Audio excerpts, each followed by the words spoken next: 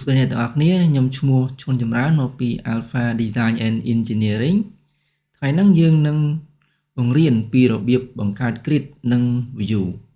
អូខេអញ្ចឹងនៅពេលដែលយើងបើក file model របស់យើងមកពេលយើងបង្កើតដំបូង software វានឹងបង្កើត grid ឲ្យយើងនេះមួយអញ្ចឹងយើងដាក់មកคลิกលើវា2ដងយើងឃើញចេញខាងស្ដាំនេះឲ្យយើង modify អញ្ចឹងយើងនឹង modify grid ហ្នឹងតាមអ្វីដែលយើងចង់បានយើងបេះទៅលើប្លង់នេះអញ្ចឹងយើងនឹង modify វាតាមរបៀបនេះអូខេអញ្ចឹងយើងចាប់ផ្ដើមជាមួយនឹងទិស x ទិស x របស់យើងមើល grid 3 ម៉ែត្រហើយទាំងអស់មានចំនួន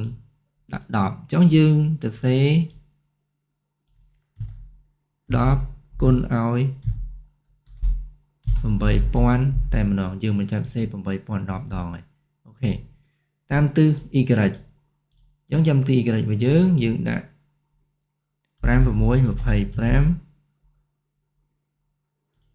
2គុណឲ្យ5 6 25 space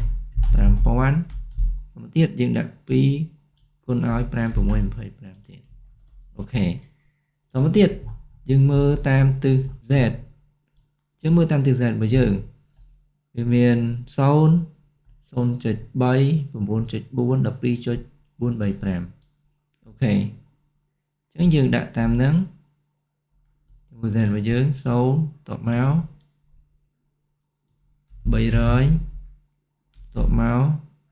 9400មកទៀត12 4 3 5អូខេតទៅទៀតយើងមើលមក label x y z អញ្ចឹងតាមទិស x របស់យើងចង់ដាក់លេខអញ្ចឹងយើងដាក់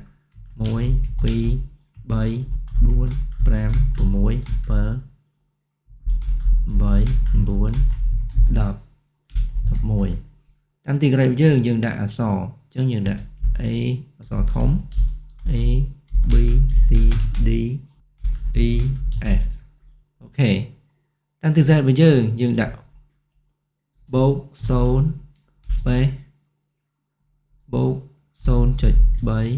space បូក 9.4 space បូក 12.345អត់ទៀតយើង modify អូខេអញ្ចឹងយើងបាននេះតទៀតយើង right click លើវាយើងយកពាក្យ